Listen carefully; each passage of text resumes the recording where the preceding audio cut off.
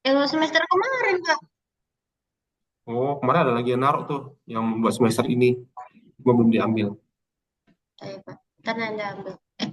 Tapi kalau bukan punya Nanda gimana, Pak? Ya, jangan diambil.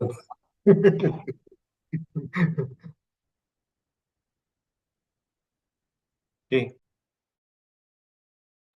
Dimulai ya, Pak. ya silakan.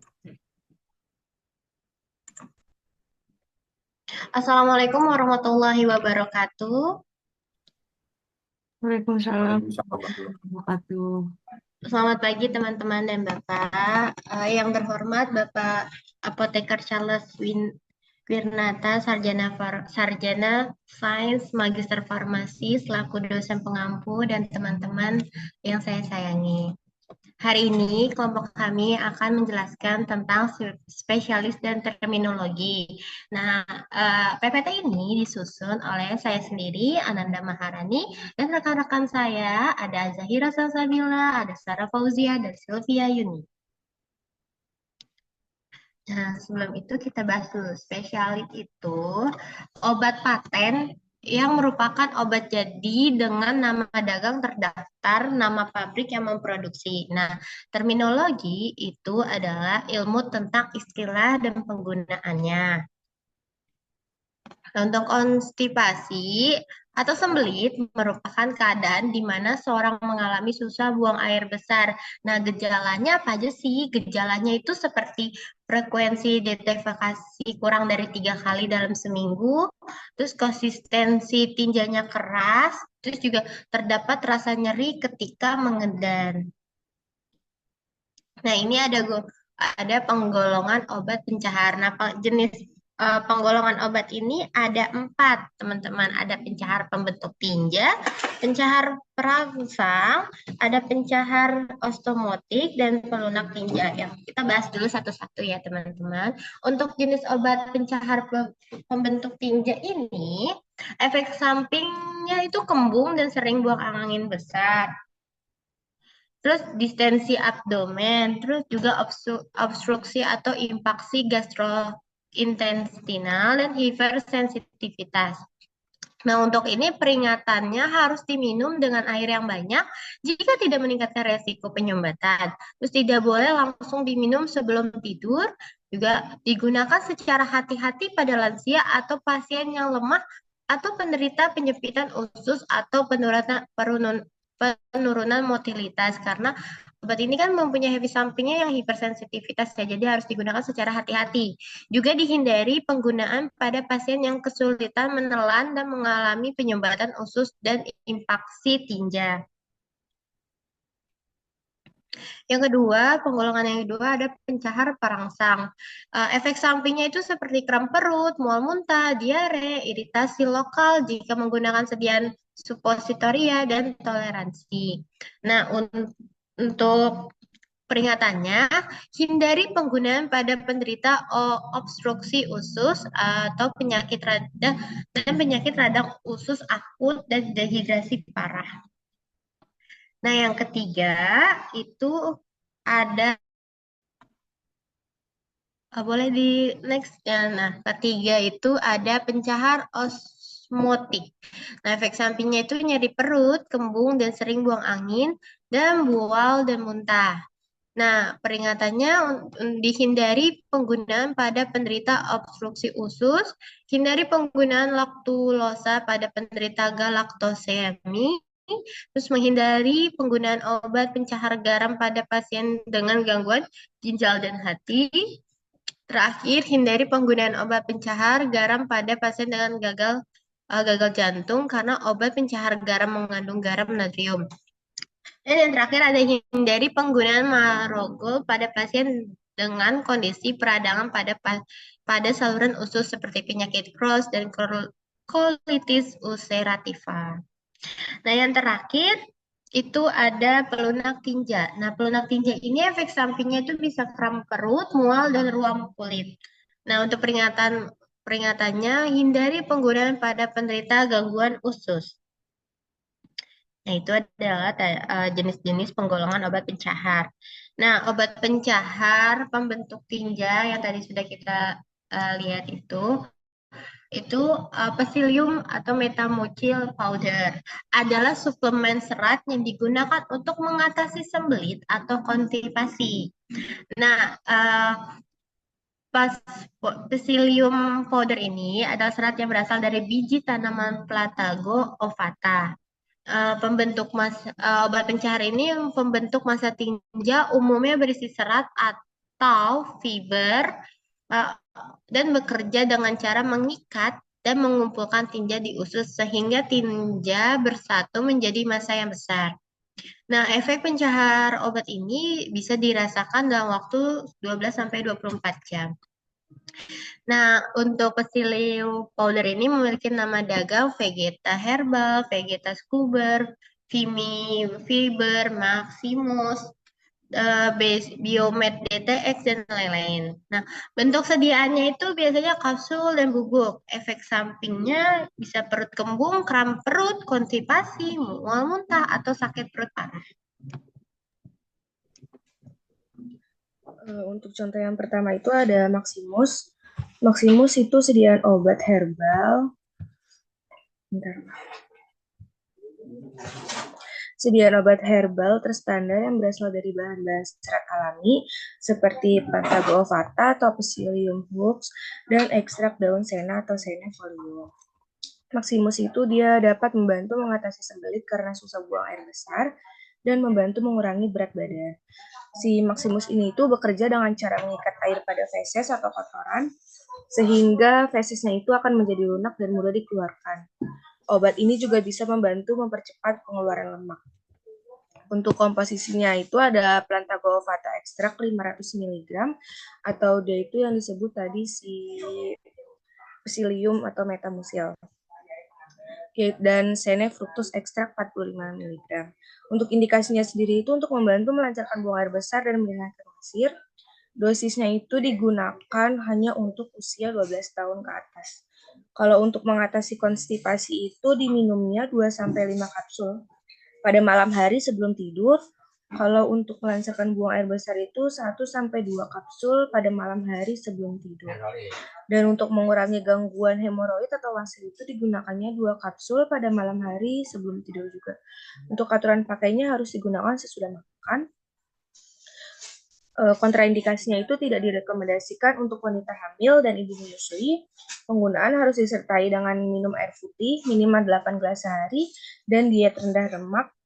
Jangan dikonsumsi bersama-sama dengan obat lain. Konsumsi Maximus 1 jam setelah mengonsumsi obat. Untuk efek sampingnya itu si Maximus belum ada efek samping yang dilaporkan. Golongan obatnya itu dia termasuk dalam obat herbal. Untuk kemasannya itu dia dus. 1 dus itu isi 3 blister, 1 blisternya itu isi 10 kapsul. Manufakturnya dari Prima Medical Laboratories. Yang kedua itu ada Vegeta Scuber, dia komposisinya itu ada gula, polidextrosa, pengaturan keasaman, Plantago ovata 7%, dextrosa, perisa alami, konsentrat sari buah jeruk 1,4%, dan oligosakarida. Untuk indikasinya dia digunakan untuk pencahar pembentuk massa atau bulk forming laksatif. Dia juga digunakan sebagai suplemen serat. Dosisnya itu sehari 1 saset, dapat ditingkatkan menjadi 2 kali sehari. Untuk aturan pakainya itu dia dilarutkan dalam 230 ml air. Perhatiannya itu nggak boleh digunakan untuk anak usia di bawah 5 tahun dan ibu hamil dan ibu menyusui. Kontraindikasinya tidak disarankan untuk penderita fenilketonurik. Dia golongan produknya itu vitamin dan suplemen. Dia juga termasuk ke herbal. Kemasannya itu dia dus. 1 dus itu isi 6 saset. 1 sasetnya itu beratnya 7,1 gram. Manufakturnya Enesis Group. Kemudian ada Vegeta Herbal. Untuk komposisinya itu Cassia senefolia ekstrak 100 mg, Rheum officinale radix ekstrak 25 gram, Funiculi vulgare fructus ekstrak 50 mg, Liquirite radix ekstrak 60 mg, dan Platoga ovata semini endosperm pulveratum 500 mg. Untuk indikasinya dia juga bisa sebagai suplemen serat.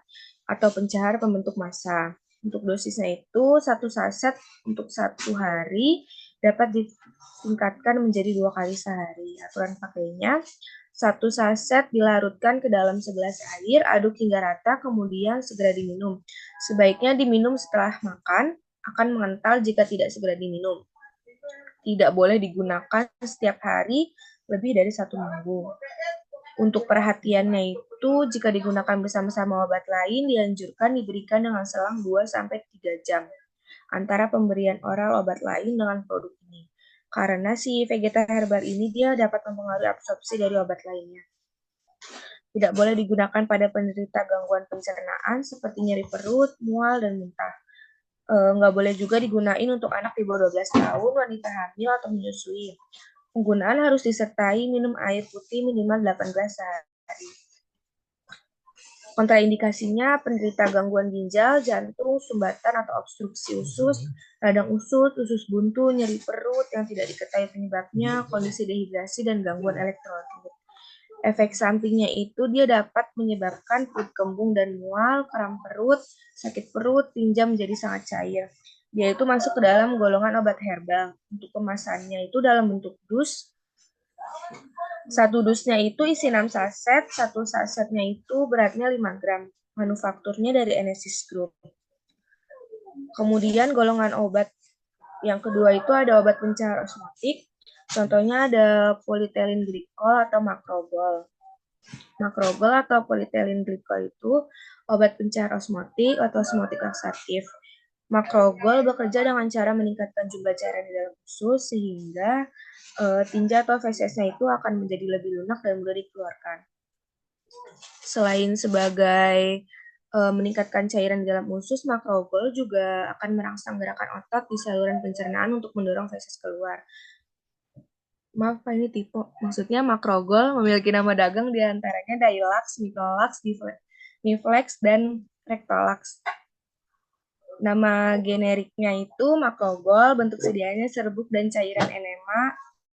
Penggunaannya pencahar, efek sampingnya mulas, perut kembung atau sakit perut, mual atau muntah, diare, iritasi atau rasa tidak nyaman pada dubur.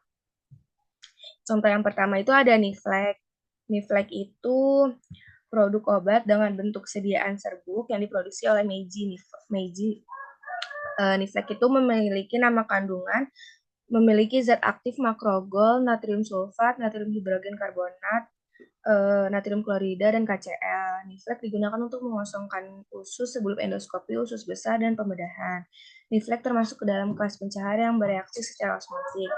Untuk komposisinya sendiri, ada makrogol 4000, 118 gram, natrium sulfat 11,37 gram, natrium hidrogen karbonat 3,37 gram, natrium klorida 2,93 gram, dan KCl-nya 1,485 gram. Untuk indikasinya sendiri, si Niflex ini tuh digunakan untuk mengosongkan usus sebelum endoskopi usus besar dan pembedahan.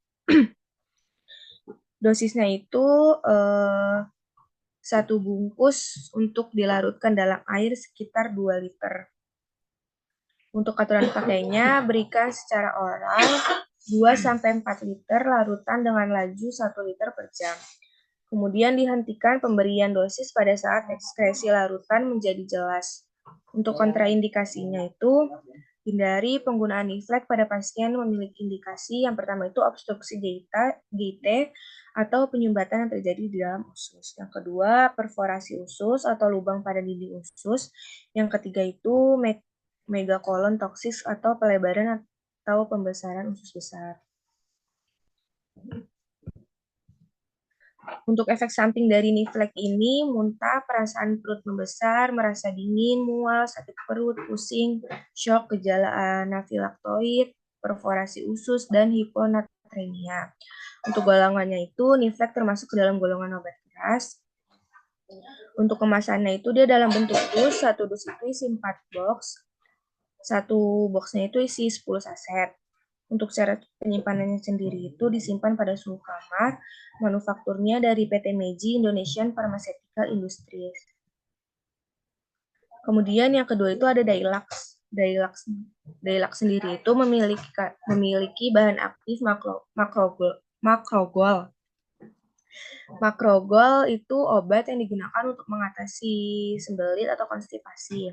Dailac sendiri bekerja dengan cara meningkatkan kadar air dalam tinja sehingga mudah dikeluarkan. Untuk komposisinya, makrogol 3.350 17 gram. Indikasinya meringankan gejala konstipasi jangka pendek atau occasional constipation dan jangka panjang atau chronic constipation. Untuk dosisnya, kalau untuk konstipasi jangka pendek, 1 saset per hari selama maksimal 7 hari. Atau dihentikan penggunaannya jika kondisi buang air besar kembali normal. Untuk konstipasi jangka panjangnya, 1 saset per hari selama 7-14 hari. Atau sesuai dengan petunjuk dokter. Aturan pakainya, Dailac dapat dicampur dengan obat pencahar lainnya dalam satu kemasan. Untuk yang harus diperhatikan itu jangan berikan Dailac kepada anak-anak yang berusia di bawah 2 tahun karena dapat meningkatkan resiko turunnya kadar gula darah dan kalsium serta menimbulkan dehidrasi. Harus berhati-hati kepada penderita jantung dan gangguan ginjal. Dailac tidak boleh dikonsumsi oleh orang yang menderita atau memiliki riwayat gangguan pencernaan. Untuk kontraindikasinya, Dailac dikontraindikasikan bagi pasien dengan penyumbatan atau obstruksi usus dan pasien yang hipersensitivitas terhadap kandungan obat.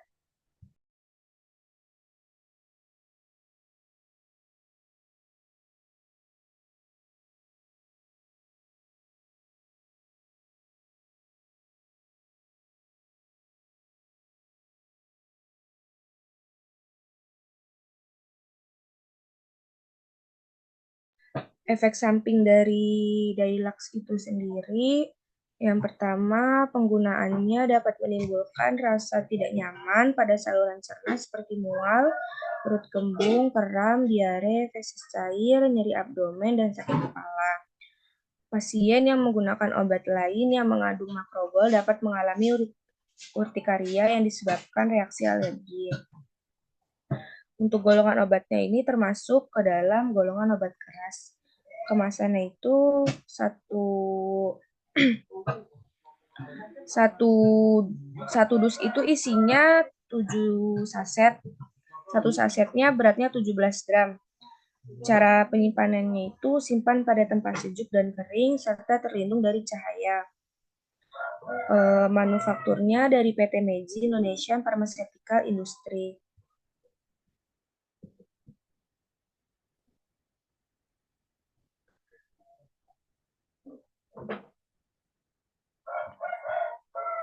Berikutnya mikrolaks komposisi.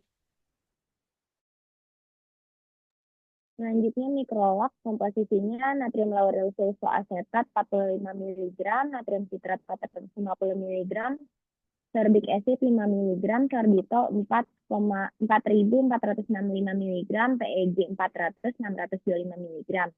Indikasi mikrolaks itu untuk mengatasi susah buang air besar atau sembelit, khususnya diberikan pada penderita yang harus tinggal di tempat tidur, orang dewasa, lansia, anak-anak, dan wanita hamil. Dosisnya itu dewasa dan anak di atas 3 tahun 1 tube. Aturan pakainya tekan tube sedikit agar sebagian isi obat keluar. Oleskan pada bagian luar dari pipa atau kanula, masukkan pipa ke dalam anus. Tekan tube hingga seluruh isinya habis keluar. Cabut kembali pipa tersebut tanpa melepaskan tekanan pada tube. Perhatiannya untuk mikrolaks bekerja dalam 5-15 menit. Kontraindikasi mikrolaks dan digunakan pada penderita penyakit wasir akut atau penderita radang usus besar. Efek sampingnya diare dan kekurangan cairan. Golongan obatnya mikrolaks obat bebas, penyimpanannya dalam wadah tertutup rapat. Kemasannya mikrolaks tersedia dalam kemasan tube 5 ml, manufakturnya Paro.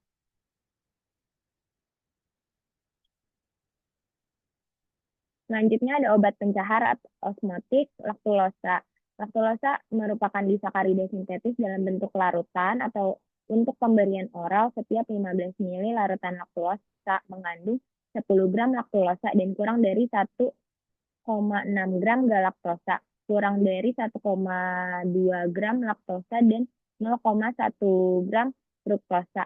Laktulosa adalah pengasaman kolon untuk pengobatan dan pencegahan enselopati portal sampai sistemik. Laktosa memiliki nama dagang diantaranya Laktulak, Laksadilac, Pralac, dan Optilac. Nama generiknya Lactulosa. Bentuk sediaannya berupa bubuk oral untuk rekonstitusi 10 gram, 20 gram.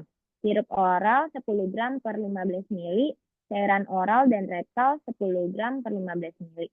Penggunaannya sebagai pencahar, efek sampingnya kembung, sakit perut, mual dan muntah, gatal-gatal, sulit bernafas, pembengkakan pada wajah, bibir, lidah, atau tenggorokan.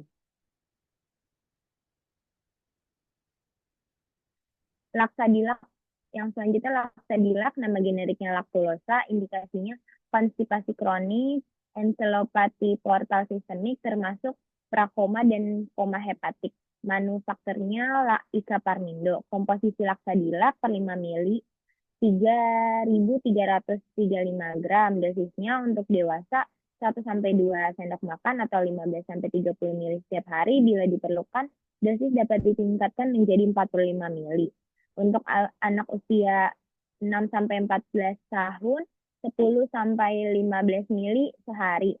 Untuk usia 1-6 tahun, 5-10 ml sehari. Untuk bayi, 5 ml sehari. Perhatiannya untuk ibu hamil, laktasi, diabetes mellitus, dan intoleransi laktosa. Kontraindikasinya galaktosemia dan obstruksi gastrointestinal. Efek sampingnya berupa mual, muntah, penggunaan berlebihan dapat menyebabkan diare dengan komplikasi, misalnya dehidrasi, hipokalemia, dan hiperanatremia.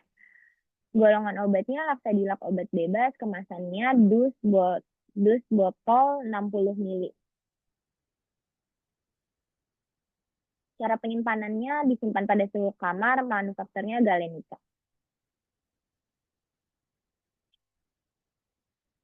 Selanjutnya Laktulac, nama generiknya Lactulos, indikasinya konstipasi kronis, encelopati portal sistemik, termasuk prakoma dan koma hepatik. Manufakturnya Ika-Parmindo, komposisinya per 5 ml Lactulosa 3.335 gram. Perhatian, hati-hati penggunaannya pada pasien diabetes mellitus dan galaktosemia. Tidak untuk digunakan lebih dari 1 minggu. Kategorinya B, mungkin dapat digunakan oleh wanita hamil. Penelitian pada hewan uji tidak memperlihatkan adanya resiko terhadap janin. Namun, belum ada bukti penelitian langsung terhadap wanita hamil. Kontraindikasi Laktulac, penderita yang hipersensitif terhadap komponen obat, galaktosemia, dan obstruksi usus. Efek sampingnya flatulensi, mual, muntah, diare pada dosis tinggi. Golongan obatnya obat bebas, kemasannya dus botol 60 ml dan 120 ml. Dosisnya, dosis umum dewasa untuk konstipasi kronis 15 ml secara oral sekali sehari. Dosis umum dewasa untuk konstipasi akut, dosis awal 15 ml secara oral sekali sehari. Terapi dilanjutkan hingga fungsi usus kembali normal. Dosis umum dewasa untuk encelopati hepatik, dosis awal 30 ml secara oral 3 kali sehari atau 300 ml dalam 1 ml air. Dosis pemeliharaannya 30 hingga 45 ml secara oral 3 kali sehari. Dosis pediatrik umum untuk encelopati hepatik bayi 1,7 hingga 6,7 gram per hari, 2,5 hingga 10 ml per oral setiap hari dibagi dalam 3 hingga 4 dosis. Anak-anak 26,7 hingga 60 gram per hari, 40 hingga 90 ml per oral setiap hari dibagi dalam 3 hingga 4 dosis. Dosis pediatrik umum untuk konstipasi kronik, anak-anak 0,7 gram per kilogram per hari, 1 hingga 3 ml per kilogram per hari secara oral dalam dosis terbagi setiap hari. Dianjurkan untuk tidak melebihi maksimal orang dewasa yaitu 40 gram per hari atau 60 ml per hari.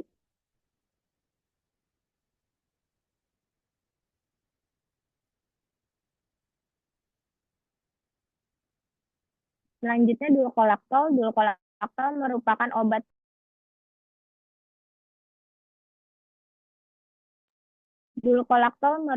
obat konstipasi atau sulit buang air besar yang mengandung laktulosa yang bekerja menaikkan tekanan osmosa dan suasana asam hingga feses menjadi lunak. Nama generiknya Lactulose, indikasinya untuk pengobatan pada pasien dengan konstipasi kronis untuk portal sistemik, enselopati termasuk keadaan prekoma hepatik dan koma hepatik.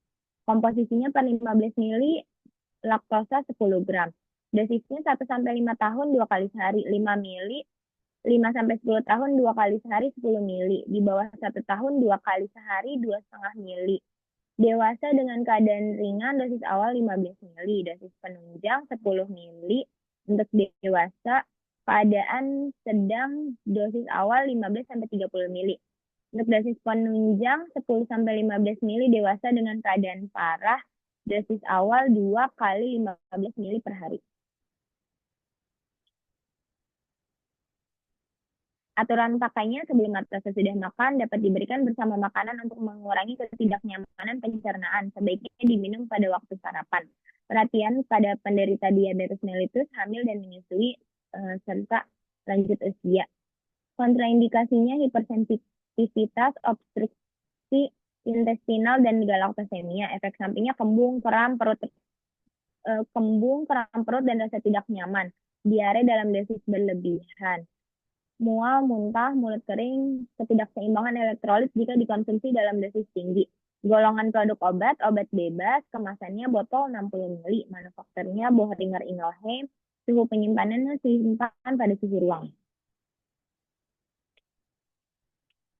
Kemudian obat pencahar pelunak tinja atau emollient laksatif dijulukan sebagai obat pelembut tinja.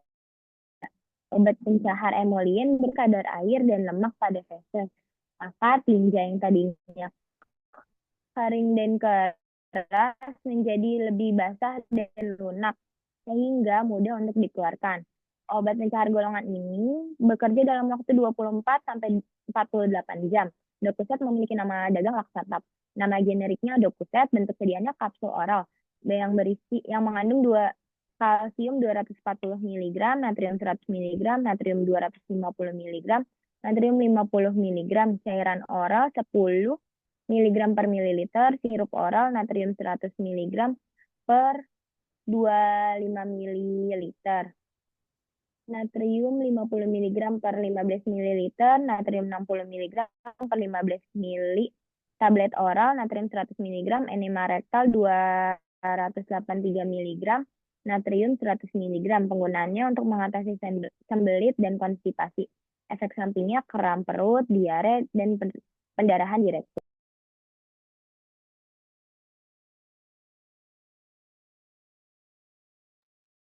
Contoh obatnya adalah Laksatap, komposisinya adalah Decuset sodium 50 mg.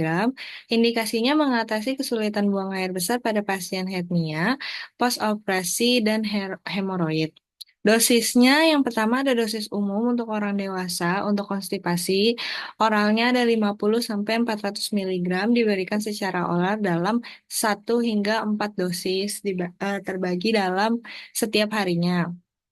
Yang kedua, dosis umum untuk anak-anak untuk konstipasi.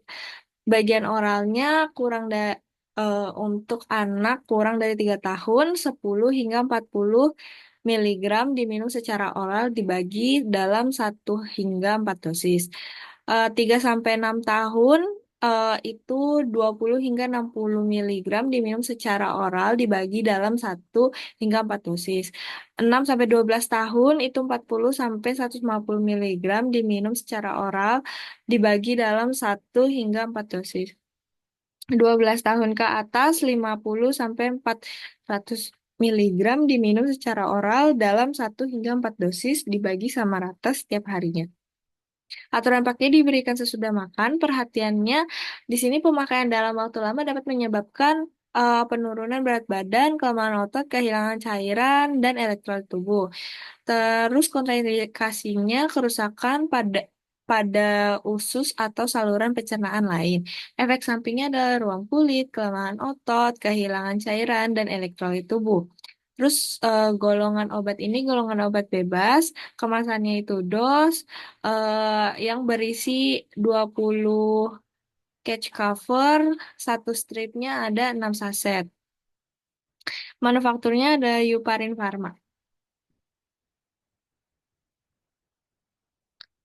Obat selanjutnya obat pencahar dengan merangsang itu ada bisakodil. Obat pencahar stimulan bekerja dengan cara membasahi tinja dan merangsang otot di dinding usus untuk berkontraksi. Hal ini dapat meningkatkan pergerakan usus yang akan mendorong tinja keluar saat buang air besar. Onset kerja jam obat ini adalah 6 sampai 10 jam. Bisakodil memiliki nama dagang antara lain eh, Custodiol, Dulcolax, Orolax, Stolax, dan Prolaxan. Bentuk sediaannya tablet lepas lambat oral 5 mg, lalu ada enema rektal 10 mg, dan suppositoria rektal 10 mg. Penggunaannya adalah untuk sembelit dan atau mengosongkan usus sebelum operasi, kolonospi, sinar X, atau prosedur medis usus lainnya. Efek sampingnya adalah sakit perut atau rasa tidak nyaman, pusing, rasa terbakar pada dubur.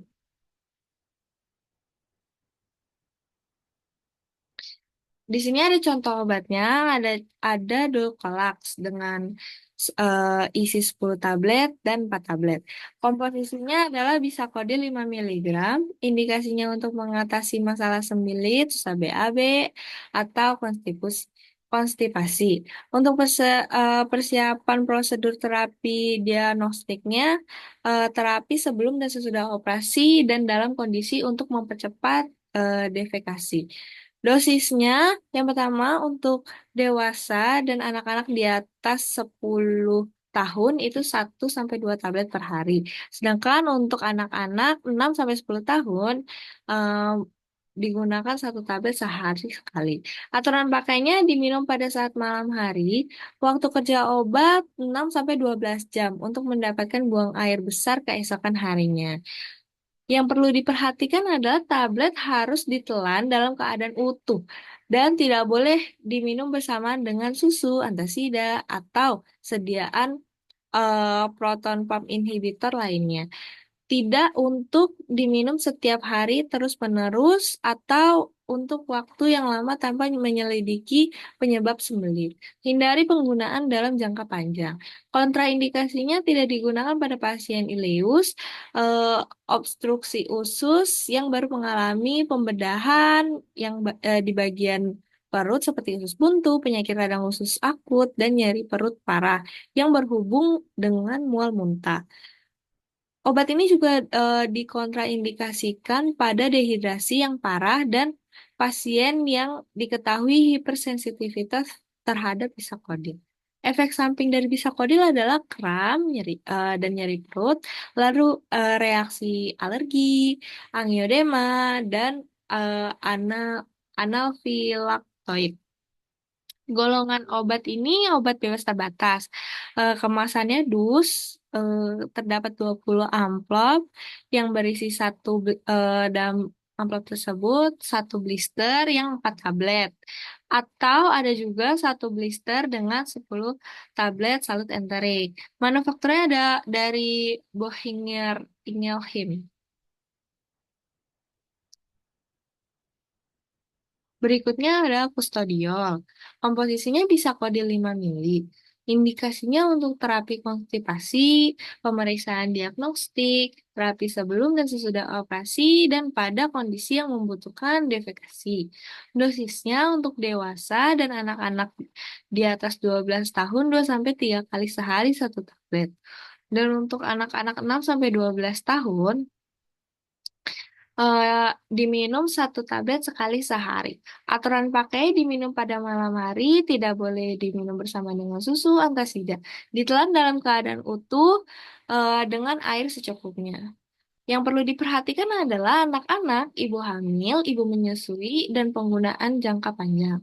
Kontraindikasinya adalah obstruksi usus, kondisi abdomen yang memerlukan pembedahan akut, apendisitis, terus penyakit inflamasi, usus besar akut, dehidrasi berat, hipersensitivitas terhadap trialimetan, ileus.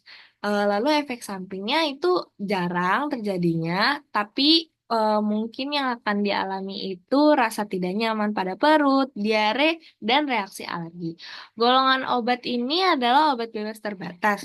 Kemasannya dus yang berisi satu blister. Satu blisternya itu terdapat 10 tablet enterin. Manufakturnya dari Paros. Untuk suhu penyimpanannya bisa disimpan dalam suhu ruang.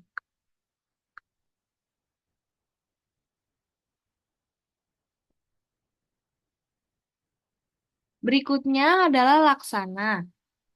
Komposisinya adalah bisa kode 5 miligram. Indikasinya untuk memudahkan BAB pada keadaan konstipasi sebelum dan sesudah operasi. Untuk persiapan pemeriksaan radiografi dan abdomen.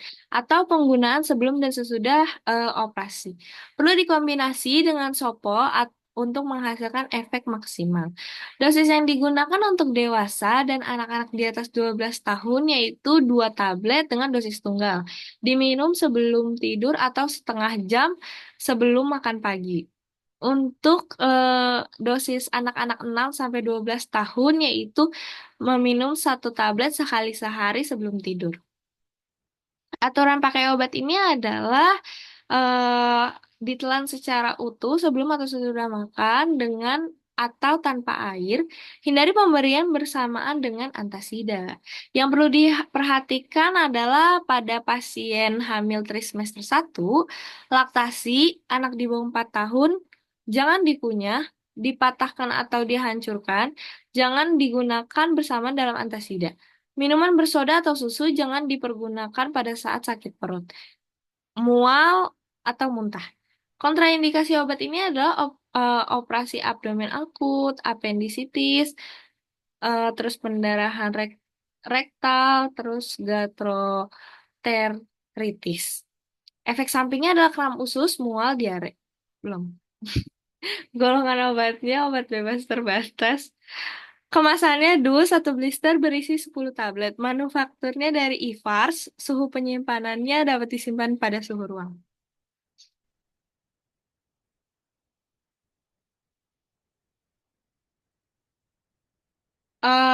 Berikut ini ada kategori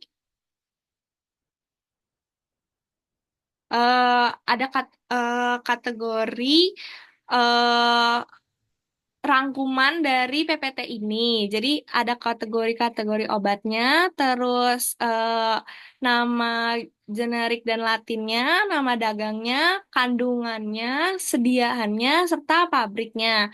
Yang di sini ada kategori dalam pembentukan tinja. Itu ada Plantago ovata 7%. Nama dagangnya Scaber, terus kandungannya gula peli pelidextrosa, terus pengatur keasaman, Plastago ovanta 7% dextrosa, perisa alami, konsentrat sari buah jeruk 1,4% oligosakarida. Sediaannya itu dalam dus, satu dusnya berisi 6 saset, di mana satu sasetnya 7,1 gram.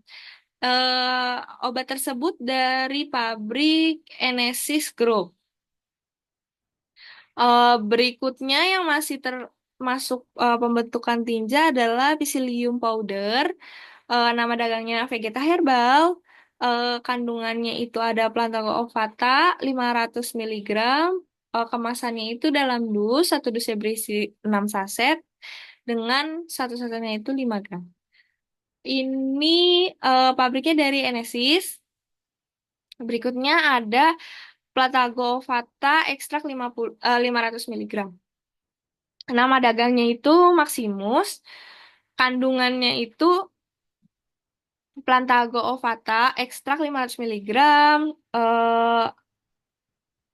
Saccharina fructus ekstrak 45 miligram. Lalu sediaannya itu dalam bentuk kapsul. Pabriknya itu Prima Medica Laboratory. Terus selanjutnya yang termasuk dalam kategori pencahar. Pencahar perangsang. Ini ada bisakodil, Contohnya itu ada Laksana, Kustodiol, dan Dulcolax. Masing-masing itu memiliki kandungan bisakodil 5 miligram. Untuk Laksana itu eh, satu dusnya berisi satu blister yang ada di dalamnya 10 tablet dari Ivars. Kalau Kustodiol itu satu dusnya satu blister berisi 10 tablet, pabriknya dari Paros. Lalu untuk Dulcolax, ini ada 20 amplop. Satu blister itu bisa 4 dan 10 tablet salut enterik. Pabriknya dari Boehringer Ingelheim. Selanjutnya ada pencahar osmotik. Ini ada makrogol 4.000,11 118 gram. Terus ada yang makrogol 3.350 17 gram. Ada yang PEG 400 dengan 625 miligram. Contohnya itu ada Niflex, Dilex, dan Microlax. Untuk Niflex sendiri kandungannya makrogol 4.000 dengan 118 gram, natrium sulfat 11,37 gram, natrium hidrogen karbonat 3,37 gram, natrium klorida 2,93 gram, kalium klorida 1,485 gram dalam dus yang berisi 4 box. Satu boxnya berisi 10 saset. Ini dari pabrik PT Meiji Indonesia Pharmaceutical Industry. Lalu makrogol 3.350 17 gram itu dalam bentuk sediaan dus berisi 7 saset, satu saset 17 gram. Ini juga dari PT Meiji Indonesia Pharmaceutical Industry. Microlax itu kandungannya ada natrium lauril, sulfat 45 miligram, natrium sitrat 450 miligram, sorbic acid 5 miligram, sorbitol 4.460 miligram, PEG 400, eh, 625 miligram. Ini satu tubnya berisi 5 mili dari pabrik Paros. Yang terakhir ada pelunak tinja, itu dokuset sodium laksata. Dokuset sodium, ini kandungannya dokuset sodium 50 miligram dengan kemasan 20 catch cover yang satu stripnya itu berisi 6 tablet. Ini dari Aparindo Pharma. Sumbernya itu dari Informasi Spesialit Indonesia. Berikut daftar pustaka yang kami gunakan dalam PPT materi kami.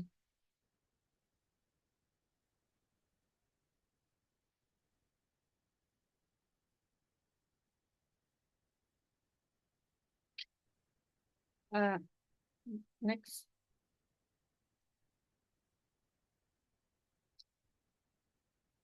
Ya, sekian presentasi dari kami. Kurang lebihnya mohon maaf. Jika ada yang ingin ditanyakan, boleh bertanya. Terima kasih.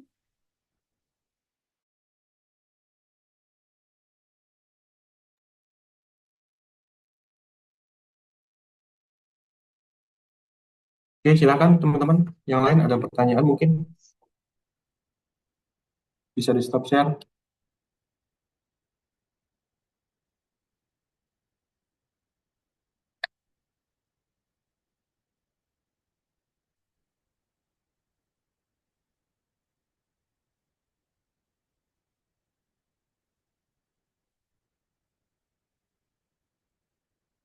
Ini lengkap ya datanya, mulai dari basic sampai ke produknya juga lengkap yang ditampilkan. Kelompok lain mungkin Arta, Gita, Farizan ada pertanyaan nggak? Farizan udah berapa lama nih nggak join Farizan? Kemana?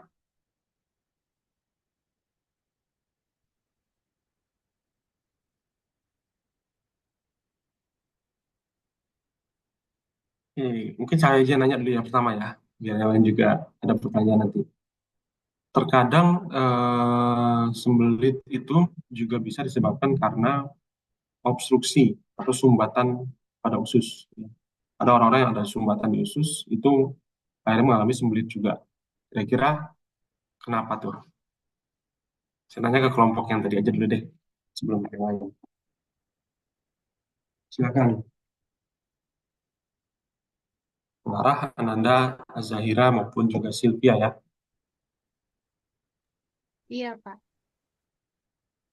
Ini.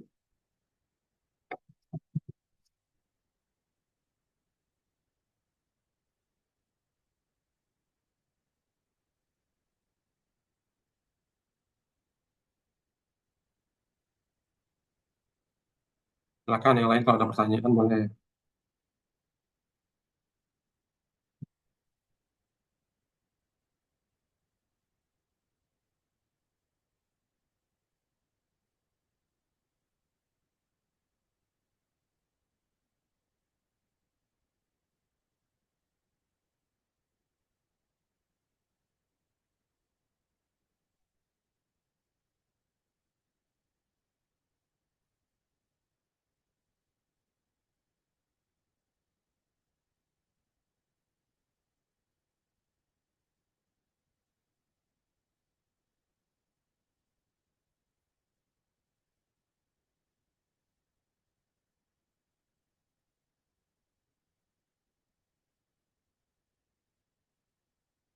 Bapak, maaf, Pak Ya, Charles.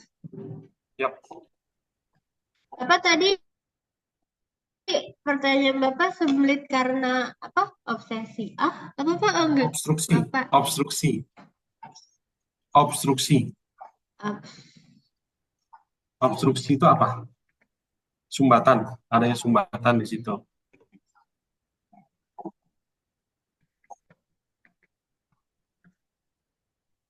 Izin jawab ya, Pak. Iya, Ya, Pak, silakan. si obstruksi itu penyumbatan, Pak. Bisa di usus besar atau enggak di usus halus. Penyumbatannya itu bisa karena dari fesesnya itu. Mm-mm. Bisa karena ya penyumbatan pasti ya, namanya juga sembelit pasti ada penyumbatan. Tapi yang salurannya tersumbat kenapa biasanya?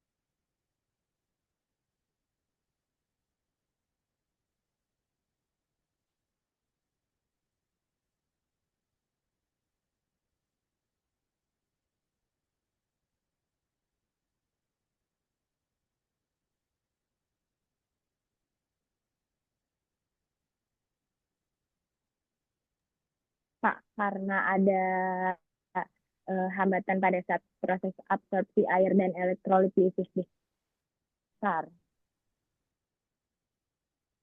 Ada hambatan pada absorpsinya, pada penyerapannya gitu.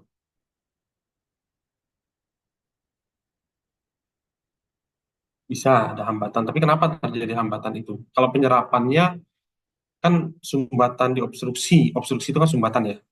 Salurannya yang tersumbat. Biasanya karena apa? Kalau ada penyebab adanya absorpsinya, penyerapannya, betul. Setelah penyerapannya justru terjadi absorpsi yang berlebihan terhadap cairan, justru menjadi kering ya. Kalau kering kan makin sembelit tuh jadi. Dia kurang minum, absorpsinya lebih cepat. Orang kurang minum juga pasti sembelit. Kenapa? Karena masaknya juga lebih keras jadinya. Tapi kalau sumbatan salurannya, itu biasanya kenapa sih? Karena usus besar yang mencegah tinja keluar gitu kan. Gitu. Kenapa? Nah, apa sih khususnya? Kalau penyumbatan pada usus itu biasanya terjadi karena apa namanya hernia atau kanker usus besar gitu. Ya, salah satunya bisa ya, karena adanya satu peradangan, radang biasa. Kalau kanker kan juga meradang di situ. Jadi ada peradangan, ada infeksi di situ, akhirnya ususnya mengalami obstruksi, tersumbat. Kalau tersumbat, artinya jalannya pun juga akan menyempit. Itu orangnya akan sering mengalami terjadinya sembelit. Ya, itu satu. Kemudian yang kedua, orang-orang yang saya jawabnya langsung ya. Jadi orang-orang yang biasanya terjadi obstruksi itu karena ususnya ketarik. Ketarik oleh apa? Tertarik karena nempel pada dinding saluran peritoneum atau yang ada di perut, dinding perut lah. Kenapa penyebabnya?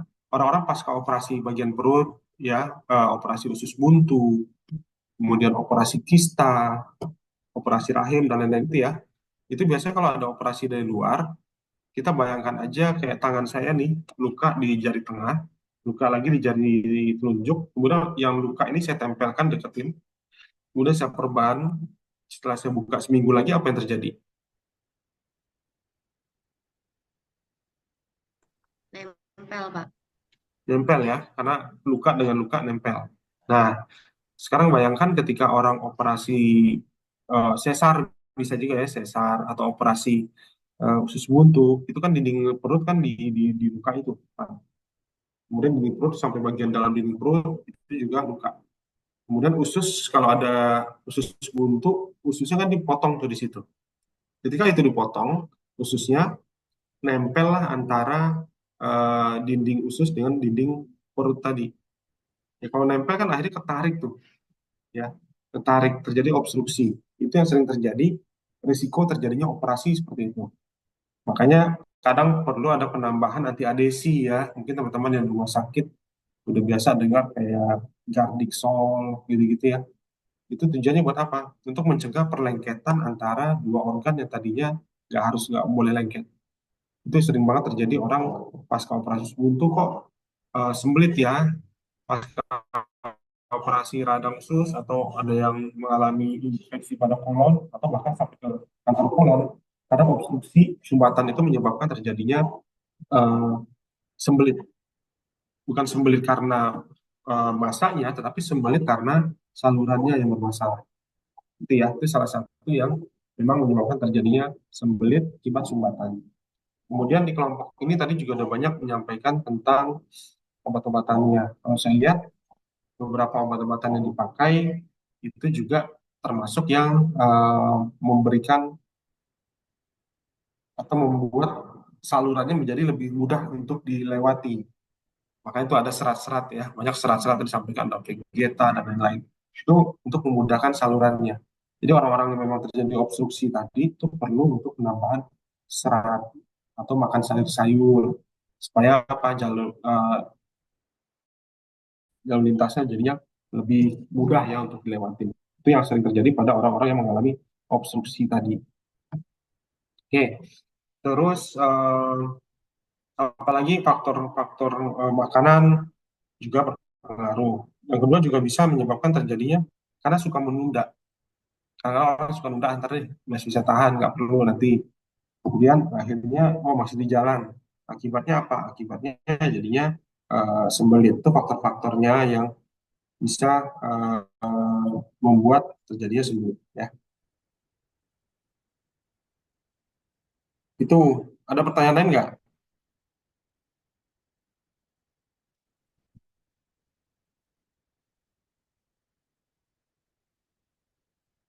Terkadang aktivitas fisik yang kurang juga sama ya.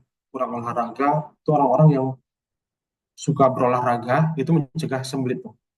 Kenapa? Karena otot-ototnya dipaksa untuk gerakan peristaltiknya jadinya bagus. Gerakan peristaltik itu kan bisa lambat kalau memang kurang aktivitas, tiduran aja, duduk aja. Sekarang main mager aja gitu kan, nggak ngapa-ngapain. Itu juga salah satu bisa menyebabkan terjadinya sembelit ya. Kemudian stres juga bisa mempengaruhi, karena stres itu juga otak juga sarafnya juga mengatur ke gerakan peristaltik tadi. Obat-obatan itu banyak juga ya, obatan antidepresan, obat-obatan opioid, tramadol, kayak gitu tuh juga bisa bikin sembelit. Jika orang minum itu juga menyebabkan terjadinya sembelit ya.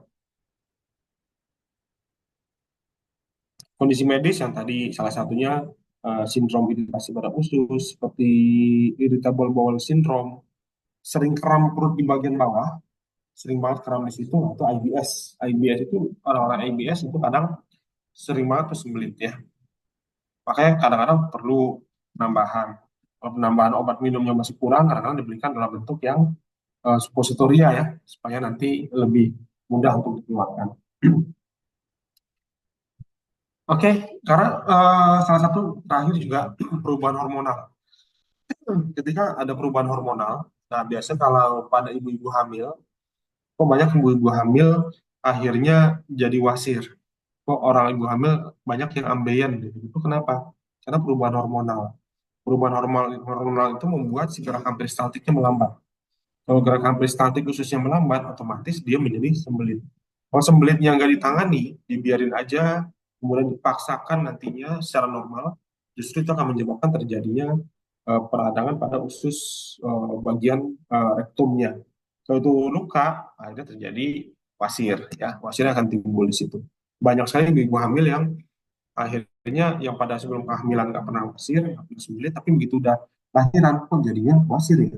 Ada operasi setelah itu untuk wasirnya, atau untuk pengobatan kok susah banget ya untuk ke belakang. Itu sering terjadi karena perubahan hormonal ya pada wanita. Oke, ada lagi pertanyaan yang lain?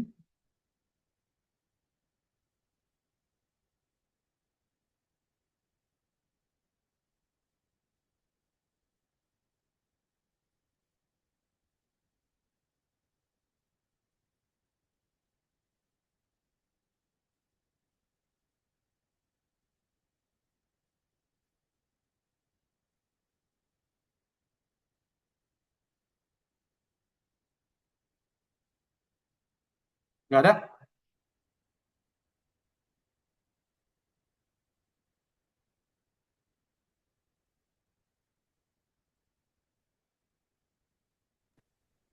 Pak, Ya, berarti kalau misalnya emang pasien kan banyak banyak juga case-nya di sini. Habis operasi itu kan banyak yang sembelit itu berarti keadaan yang normal ya, Pak? habis operasi Kayak habis sembelit. operasi usus buntu itu ada Operasi apa? usus Buntu. buntu iya, terus eh wanita hamil juga tadi ya banyak yang jadinya wasir terus susah BAB kayak gitu. Berarti itu sesuatu hal yang normal ya, Pak? Atau nggak semuanya normal? Eh, Sebenarnya itu bukan hal yang normal. Kalau sembelit itu kan nggak normal ya. Tapi umumnya akan kejadian seperti itu. Kalau dia akan nggak normal kalau diikutin, dibiarin aja, itu nggak normal. Artinya kalau dibiarkan nggak normal. Tapi kalau kondisi seperti itu rata-rata sering kejadian. Jadi bukan kondisi yang dikatakan normal, udah nggak apa-apa. Tapi itu akibat, akibat dengan kan bisa dicegah ya, bisa dicegah dalam arti apa? Kalau apa namanya sembelitnya sebentar, nggak lama, itu bisa bisa jadi disebabkan oleh faktor-faktor yang lain. Misalnya anestesi, ya. Anestesi itu ketika orang habis anestesi, otomatis kan semua bagian tubuhnya akan mengalami peristaltiknya melambat, sudah pasti. Karena pada anestesi itu kan membuat otot-ototnya juga, semua bagian tubuh itu juga melemah, apa bukan melemah, melemah. Jadi nggak sakit ketika dilakukan tindakan operasi. Yang sering kejadian juga orang operasi itu kan diberikan mau operasi dikasih PPI, prazoprazol, supaya apa? Supaya asam lambungnya nggak naik ke paru-paru. Kenapa? Karena pada saat orang operasi, mau operasi itu dikasih anestesi, si peristaltiknya lambat. Takutnya asam lambungnya masuk ke paru-paru, mengalir ke paru-paru ke atas. Harusnya peristaltik itu kan gerakan ke bawah ya, gerakan meremas dari atas turun ke bawah. Nah, itu efek anestesi bisa. Tapi kalau itu sementara, cuma sehari dua hari setelah anestesi, Setelah operasi, eh, kalau sehari 2 hari sebenarnya udah mengganggu tuh. Kan orang produksi kotoran kan tetap ada ya, dia tetap makan, dia tetap harus membuang, tetap ada. Tetapi ini karena melambat kok jadi susah. Biasanya harus ditangani segera juga. Itu normal akan terjadi ketika pasca diberikan obat anestesi. Kenapa? Karena setelah operasi ya, obat anestesinya. Yang kedua, kalau seperti wanita tadi, wanita habis melahirkan hormonal. Selama hormonal belum stabil antara estrogen dan progesteronnya, itu juga mempengaruhi si gerakan peristaltik tadi. Saraf-saraf di bagian apa namanya, kolon, juga bagian usus halusnya itu juga mengalami perlambatan. Sehingga orang-orang tersebut kalau dibiarkan selama 9 bulan dan berhari-hari dia harus susah untuk sembelit, lama-lama akan terjadi wasir. Kemudian untuk pasien-pasien pasca operasi usus tadi ya, salah satunya bisa karena anestesinya atau yang saya katakan tadi adanya obstruksi, adanya sumbatan yang terjadi di dalam atau ketariknya usus tersebut.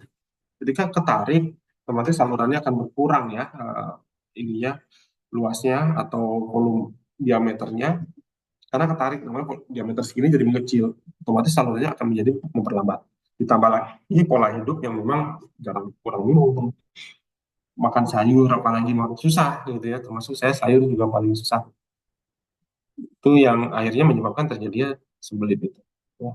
Tapi dikonsumsi biasanya orang konsumsi buah-buahan ya, pisang atau konsumsi pepaya gitu ya, itu kan buat memodifikasi masaknya atau juga untuk membuat salurannya juga semakin mudah gitu ya. Gitu loh, banyak ya yang komplain ya. Iya, Loh, Pak. itu ya. Kasih, Pak. Iya.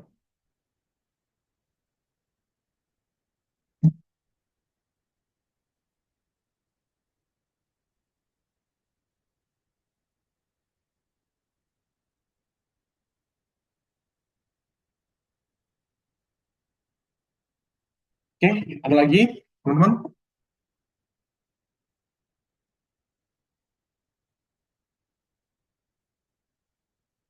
Hadir semua ya?